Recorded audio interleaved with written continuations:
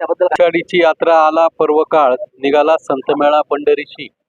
या उक्तीप्रमाणे आपल्या परिसरातील युवा कीर्तनकार हरिभक्तपरायण योगेश महाराज जाधव यांच्या मार्गदर्शनाखाली श्री क्षेत्र सप्तशृंगीगड वनी धोडप किल्ला परिसर ते श्री क्षेत्र भूवैकुंठ पंढरपूर हा जो पायी दिंडी सोहळा म्हणजे यावर्षी पहिल्यांदा निघतोय आणि प्रथम वारी या ठिकाणी च्या निमित्ताने आपण सगळे उपस्थित आहे।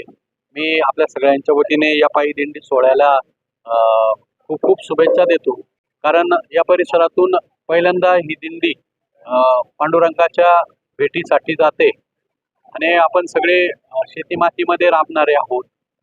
आपलं पांडुरंगाकडे एकच विनंती आहे की म्हणजे ही वारी करण्यापाठीमागे हा जो हेतू आहे की वर्षभर, कारण आता पावसाळा सुरू झालाय आणि पावसाळा सुरू झाल्यानंतर खऱ्या अर्थानं शेतकऱ्यांना सुगीचे दिवस येऊ दे यासाठी पांडुरंगाची विनंती करायला, पांडुरंगाची प्रार्थना करायला ही सर्व मंडळी जाते।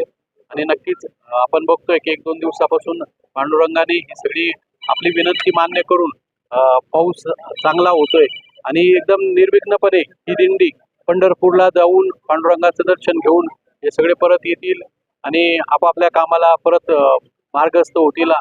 तर मी परत एकदा या पायी दिंडी सोहळ्याला आणि विशेषतः योगेश महाराजांना खूप खूप धन्यवाद देतो की त्यांनी या परिसरातून या दिंडीचं आयोजन केलं।